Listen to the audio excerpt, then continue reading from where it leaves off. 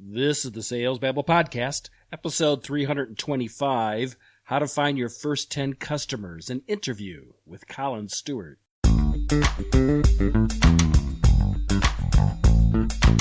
Welcome to Sales Babble, the podcast that shares selling secrets for non-sellers. And now your host, Pat Helmers. Hello, Sales Babblers. This is Pat Helmers. Today, I am honored to introduce to you Collin Stewart. He's the founder and CEO of Predictable Revenue, plus he's a podcast host. Before founding his software company, he has been in the sales profession for the majority of his career. Collin enjoys sales, marketing, and product management, and he deeply believes that these are the three disciplines needed to develop a closer working relationship. In this episode, Collin shares his thoughts on the struggles companies face when trying to earn their first 10 customers. Plus, the steps needed to scale that up to the next 100. But before we get to the interview, I would like to remind you to support our sponsor, Sharetivity. It helps salespeople increase prospect engagement by providing an easy and fast way to personalize their outreach. And so, with no further ado, let's get to it. Welcome, Collin. Are you ready to babble? You betcha, Pat. Collin, you work for Predictable Revenue. What is Predictable Revenue? We help companies build outbound sales teams. And so we both teach them how to do it, and sometimes we'll come in and actually build and source and hire the team for them. That's a great thing to do. I've got some friends who are doing things like that, and it's a great way of getting experienced staff on board quickly. You bet. It's I think one of the things that we've noticed is that there's always going to be a need for companies trying to find new customers, and this is our most recent iteration of the model that we think sort of best helps us fulfill that. Yeah. The reason I wanted to have you on here, though, is because you guys are experts. It seems like experts on startups, because one of the most difficult things a company has is trying to get its first 10 customers. Because from that first 10, you can get a sense of the people who you want to work with, who you don't want to work with. It allows you to tune in for that next big hurdle, which is the next 100. So I was wondering, when I was talking to Christian, who set this up, he was saying that you would love to talk about this, and if you could share some thoughts on this with the audience, that would be terrific. How do you get your first 10 customers, Collin? Well, I think, and so here's where it's going to be the, your typical, it depends answer. Because really there's no right or wrong way to do it. It's sort of one of those, like, how long is a piece of string answers. I think what it comes down to is, who are you as a founder, and what does your network look like? I think when it comes down to, there's all these books that talk about best practices, whether it's, one of ours or another or somebody else's. And I think really that's all out the window when it comes to getting your first 10. It's a bit of a, you do what you can do. And now typically what I see is that it either comes out of the network or it comes out of your customer development process. At least that's where, in my opinion, the best companies are being formed, is when it's starting through the customer development process. What do you mean by that? I mean, so if we're thinking about whether you're a product or a service, they're typically, the company comes into existence because there was a need, at least hopefully a need that, you were pulled out of your daytime job. And maybe I'll tell sort of two quick stories, because I've done this, I did this wrong first, and we've been trying to get it right for the last couple of times. These are the best lessons. Oh yeah. So the first lesson I learned pretty hard was that, I thought I had this amazing idea. I spent 10 years in sales before I started what is now Predictable Revenue. And I thought, hey, it'd be a great idea. This is 10 years ago. I'm like, CRM sucks. So I'm going to start a CRM company. And I thought, okay, I've got all these ideas about how I'm going to change the world. And I thought I'd build a company based on my ideas, which is a beautiful way and a great reason to try and do something. And you definitely have to have the passion there. And I definitely didn't lack for passion. But what I think I lacked for was understanding of how to really start a company. And when it comes down to those first 10 customers, I really missed the mark on developing an understanding of customer pain. And really what that, because what I was solving was I was solving the problem for myself. I was saying, well, I've been in this role and I must, my opinions must be shared by everybody. Therefore, if I build this thing for me, everybody's going to love it. Everybody's going to love me, and I'm going to look really smart. They call that scratching your own itch. For sure. And while I don't think that's a bad place to get ideas and to get inspiration from, obviously, starting a company is a challenging beast. I would say it is not the only thing that you should be doing, and following the best practices of actually talking to your customers and talking to them with an open mind, and starting with, okay, well, basically the understanding of, okay, I want to help companies make this type of progress, whether it's, the progress that we want to help companies make in the world is figure out how to grow their company. Right. And so within that realm, let's have conversations with, the people I might be selling to, and then try and understand where the gaps are in their life. And I think where I got it wrong was starting with my idea and, hey, I'm smart, and as opposed to channeling my inspiration into something that could have been productive, which would have been starting with interviewing customers, understanding where their big gaps are, and then allowing them to sort of help shape the direction of the company. So when I talk about, the first 10 have got to come from that customer development research, that's what I'm referring to, is when companies are first building a product, you want to build a product for somebody, you need to have those individuals that you're having conversations with and understanding where that pain is. And if it doesn't come from there, if it comes from a place like with me, when I was building that CRM company, well, then, I built a product for myself. I didn't build it for customers. And so if you go through and you do that customer development process properly, you're going to be coming out of that with champions along the way. And so that's really where those first 10 customers come from. I can speak a little bit to the pain, but there are much smarter people to talk about how that actually works than me. I really like this because this has been my experience too, working with people, is that they're trying to solve a problem that they've had. But I think where they struggle is, well, how do I find those 10 first customers or those first 10 prospective clients?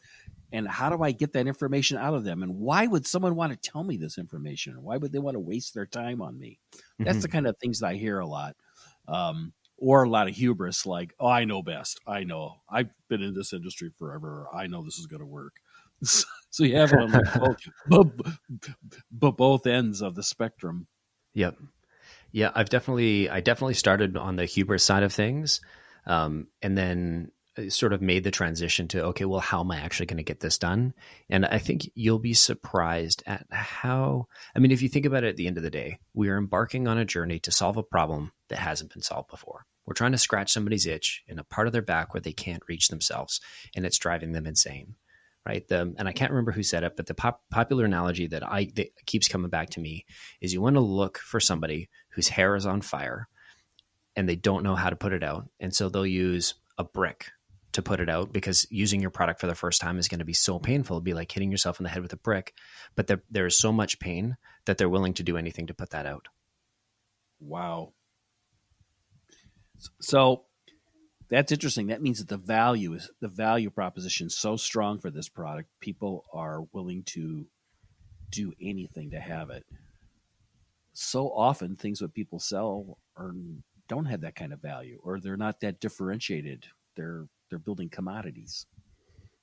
Yeah, and I think a lot of us slip into that mindset, right? Because we come across a ton of companies that they have great products, but all that research that the founder or the founding team had done didn't get translated to the salespeople, whether it was because of a lack of training or a lack of documentation, or people forgot, or people had moved on. And so I'd say that's the sort of next step, is if you've gone through this motion, is documenting it and making sure it's shared with everybody and understood by everybody on the team. Because, having product market fit, but not communicating that to the team so they know and they understand deeply who your best customers are, is almost the same as not having product market fit in the first place. Yeah. Let's talk about how we get to capture that information from those people. What's the So process that you found works best? yeah, so we've been doing it's really interesting. Um, I'm a bit of a stories guy, so I'll be real quick with this one. But about a year and a half ago, We we like stories. I love stories. Sales guy, right? Of course. Yeah. My whole life is just a combination of stories that I can hopefully regurgitate to help other people, gain and understand my point of view. And so about a year and a half ago, we started looking at the business and we were looking at the metrics of, all the underlying campaigns that we were doing for customers. And we were really hoping for, we had a data scientist and we were really hoping for something crazy insightful in terms of like, oh, this messaging tactic or that messaging tactic. And when we found this data, but we just couldn't make sense of it. And so we ended up, we tried, for 3 months trying to find different explanations in the data. And at the end of the day, we couldn't find one solution that was, one way of solving the problem that said that answered all the questions. And so the result was we had to talk to all of our customers. And when we talked to all of our customers, we actually did a couple rounds because the first time it was like, oh, wow, everybody seems really smart. Oh, they don't seem like there'd be any issues there. And then all of a sudden, when we got in digging a little bit deeper, we realized that most people, when they had asked us, because we help companies find new customers. And when we looked at, well, how did they decide who to go after? That most of them didn't have a really strong, they didn't have a really strong hypothesis. It was, oh, well, we've been successful with these companies in the past, or, oh, we wanted to explore that market. And so that sort of led us on a journey that we ended up building a program specifically to help do that. And I can share how we come up with sort of crafting that and defining that, if that'd be helpful. Oh, yeah. And so the way I like to look at it is we call them chains of relevance. Essentially, it's pieces of information. We're going to try and chain them together, and it's sort of the strength of the links that's going to determine the strength of your outreach. And so there you can have sort of weak links at each step, but I think the process here is as relevant for companies that are existing as they are for companies that are trying to form sort of new hypotheses. And at each sort of step in the way, there isn't going to be just one answer, right? And it's sort of when you, like if you say you're following along in a spreadsheet and you start with one column and you say, okay, well, for this piece, I'm just going to add a new row every time. I've got a new idea. So what's going to happen is you'll end up with sort of 10 to 15 or 20, cells in each column. And then they're all going to sort of mix and mingle in different ways. So that's where the chain sort of, it's almost going to look like a chain link fence when you get done with it. And then there's a better way of organizing it. I've got some information that might help you visualize. I can share some takeaways at the end of the episode here. But maybe you can say, what are the data points? Problems, features? What are they? Yeah. So where do we start? It starts with the area of responsibility. Right. And so essentially what we're trying to map is the chain of relevance. And so what we're trying to do is start with, okay, what is there's sort of three big questions we're trying to answer, right? Who are the people we're going after? What is it that's wrong in their life? And then how do we solve that for them? Right. So you've got your targeting hypothesis, the need hypothesis, and then the product hypothesis, right? So I like this. Yeah. Those are the three ideas. And then, so what we're going to do is imagine we're going to start kind of in the middle and we're going to work to the right, and then we're going to go back to the middle and we're going to work to the left. And I don't know why we arranged it this way, but it's the way that it sort of makes sense to me in my head. So we're going to start there. And so the way I like to look at it is you start with the area of responsibility, right? And so you look at who is it that we're selling to, right? And then you want to look at their area of responsibility. We'll come back to the targeting criteria in a minute. But I want you to think about, an individual that that not just that you sell to, but that you have closed, right? Think of your last 5, 10, 15 customers, right? Think of their job title and what was their job description, right? And the best way to get in their head and figure out what are all the things that they're responsible for is actually to read job postings. If you're selling to CMOs, go look up job postings for CMOs and trying to figure out what is their area of responsibility. What is their sphere of influence over the entire organization, right? So that's about as high level as you get in terms of, who is this individual and what were they hired to do? And then what you want to look at, so that's the responsibility, right? Then they're going to have a goal, right? Or a KPI. And so you're going to imagine that these individuals, you say we're reaching out to, because we're probably reaching out to, directors, VPs, chiefs of, whatever. They're probably going to have goals or KPIs that they're trying to move, right? And so within those sphere of responsibilities, the next level down is going to be, what am I specifically trying to accomplish this year? What metric am I trying to move, right? And if we go back to the CMO example, right, their goal might be to, they might own growth of the entire company. Okay. And then within the sort of KPI piece, it's, well, within there, it's going to look like, X 100,000 new subscribers or engaged accounts or new meetings, or could even be new customers, depending on how the team is organized. And so now we've got the goal, right? And there could be a variety of goals, a variety of responsibilities, right? But now we want to go down the chain one further and say, okay, well, in order to hit that goal, what are the jobs that need to be done? What are the things that they're going to try and do? What is that progress that they're trying to make in order to hit that KPI? And there could be one thing, there could be multiple pieces, right? And so when we look at yeah, and so when we look at those three working together, it sort of allows you to go up and down the chain of and really get a full picture for this individual. And so here's the next piece that sort of ties it together, which is, okay, so that piece, that progress that they're trying to make, what is the friction? What are the obstacles that are getting in their way of trying to make or complete those tasks or complete that job to be done? And so if we're looking at the friction, this is not quite where your product lives, but it's leading us there, right? And so brainstorming and understanding, what are those points of friction that we can alleviate, right? And then the last piece is the product side of things. It is, how do we solve that friction, right? And so now we've gone from, and like I said, it allows you to start with a job description and tie it all the way one step at a time down to, okay, I see that you're a CMO. I see you're trying to, you own your area of responsibility is to grow the company. I see you're specifically trying to add, 400 meetings this year. Okay. And that's going to result in X. And in order to do that, you're enacting these campaigns, or you're testing these vendors, or you're doing X, Y, and Z. And you're probably struggling with, X, Y, Z. This is how my product can help. Right. And so it allows you to go all the way up and all the way down. And then the last piece, how I said I'd come back to the middle and then go to the left a little bit, is essentially just your targeting profile, right? And so it's what are the companies, like what types of companies do these individuals work at, right? And how, and not just what are the types of companies, but how do I build that list? And I mean that because, and I say it that way because you can say, I want to sell to the Fortune 500, or you can say, I want to sell to, B2B SaaS companies. And in between, like, the way that you build the list is going to depend on the sort of success or failure of all these other variables down the chain, because there is no such thing as the perfect list unless you are having an individual who works full time for you, hand research that list. And I'm not saying that's a bad idea, and I think in a lot of cases that's a very, very good idea. But I just say the more effort and time you put into building that perfect list, the more accurate it's going to be, which is why it sort of it deserves its own column, because there's a number of different list providers or ways of building the list that you should be testing out.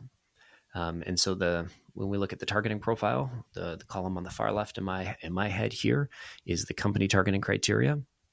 And so that's how we built that company list. And then we move it one to the right, and that is the person or the persona targeting profile. Mm-hmm. And that is just the individual job descriptions. It's the tactics that you use to target those individuals. So that's the far left of the chain. And then that bleeds naturally into, okay, well, this is the company they work for. This is the type of role that they have. Here are their responsibilities. And now we've sort of tied it all the way in. Now, is this what we're going to do after we earn our first 10 clients, or is this to get to the first 10 clients, or how do we go to the 100? How do we go to the 100? Yeah, well, I think so first, step one is making sure that you understand those pieces and the questions that you're answering, the progress that you're trying to help Yep. customers make. Yep. And then I think the journey to 100, as you transition from, hey, I've signed these first 10 and they came from my network, or they came from research, or they came from, whatever it is. I think the next step, and probably one of the most important ones that is missed by most companies, is documenting, each of those points in the chain that I just mentioned. Because it's not going to be just one chain. It's going to be, there are going to be different types of companies that buy for different reasons. So there are going to be a variety of different chains. But there's probably only going to be a couple that are super relevant. And there typically, when we do this with our customers, there are typically a few chains that are bringing most of the results and most of their customers. And this is just a way for our customers to look and understand. And so I would say this is pretty methodical. This is a methodical way to filter out the perfect client, your ideal client, as they call it. Mm-hmm. Yeah, and I don't think this is anything new. I think what we're just doing is stitching together, product research and, research from a bunch of different books that we've read, and trying to, put it into practice to help our customers better triangulate who they want to sell to. And then once they know who they want to sell to use that same research to document what they've learned, and then turn around and train their sales team on those pieces. Because I promise you, if your sales team doesn't know these, it's going to be harder for them to sell to those individuals. But if they have a deep understanding of the research you've done and why customers buy your product and the obstacles that they're trying to overcome and how your product helps them solve those pieces, it's going to level up the sales team in a big, big way. I love it. If people want to reach out and connect with you, Collin, how would they do that? LinkedIn is the best place. You can also, I'd say probably LinkedIn, Collin with 2 L's. Stewart is Stewart. And I was looking on the some of the email that we've been back and forth with. You had some outbound assessment quiz you wanted to share with the audience. Yeah, I think the assessment quiz is really interesting. I would encourage, so we can include some links there if people are curious about, the state of their outbound team.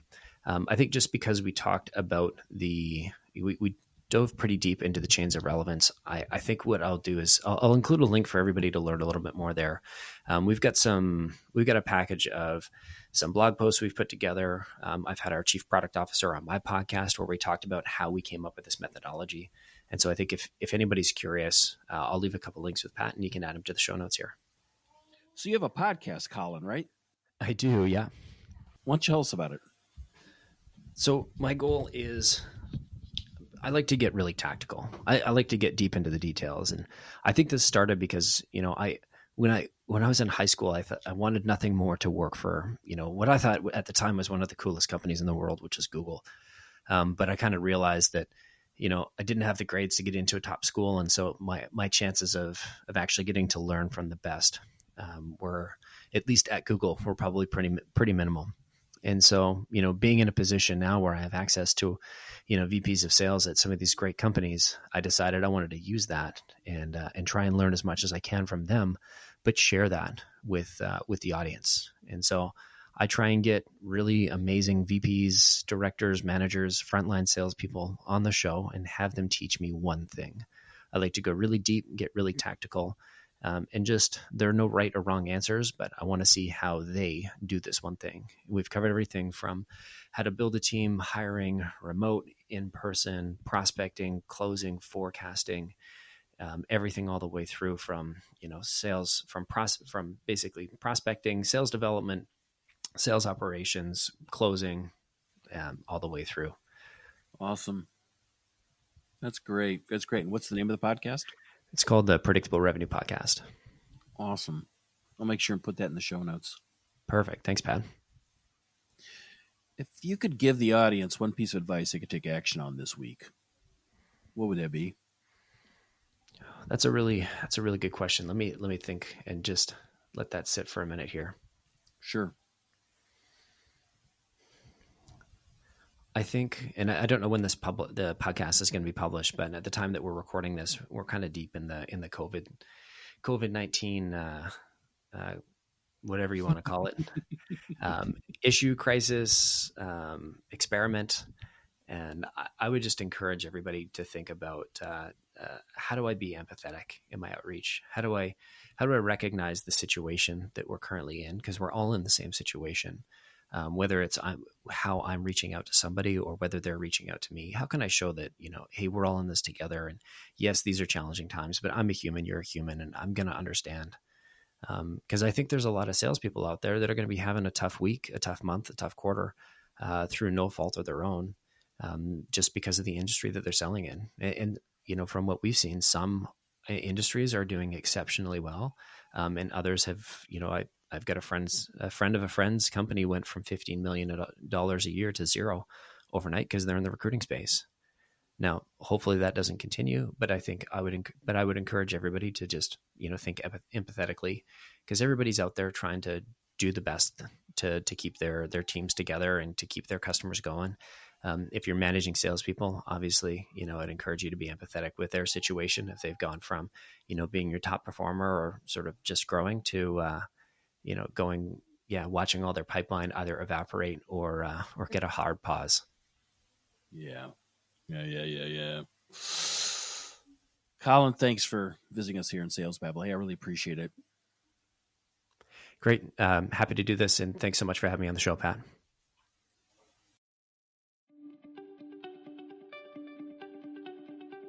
Sales starts with getting your prospect's attention. Given all the noise, you have to be different. You have to personalize your outreach. Unfortunately, it's time-consuming to go to Google, LinkedIn, Twitter, and YouTube to find an icebreaker. It's a conundrum because personalized outreach converts significantly higher than canned emails. Picture the possibility that with one click, you could get a social footprint of your prospect, which would make personalized outreach faster. With Sharetivity, you instantly discover personal information regarding your interests, college, and social media posts on LinkedIn, Twitter, and YouTube. With Sharetivity, you can make each outreach personalized, yet fully automated to fill your pipeline. Sharetivity is a Chrome extension. Search for it in the Chrome Web Store. It only takes 2 minutes to download, and soon you'll be skyrocketing your prospecting productivity today. Sharetivity, one-click personalization.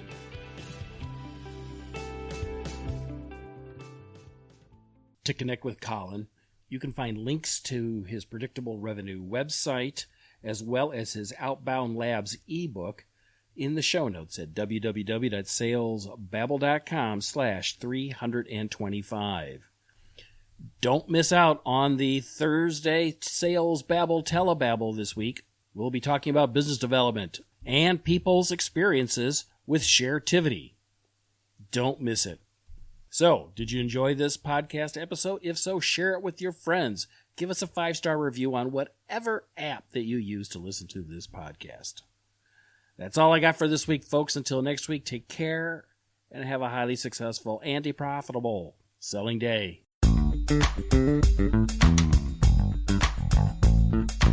Thank you for listening to the Sales Babble podcast.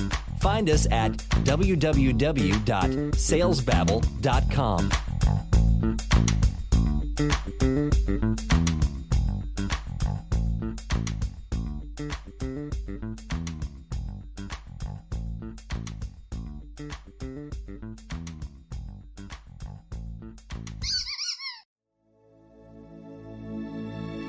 This is a production of Habanero Media.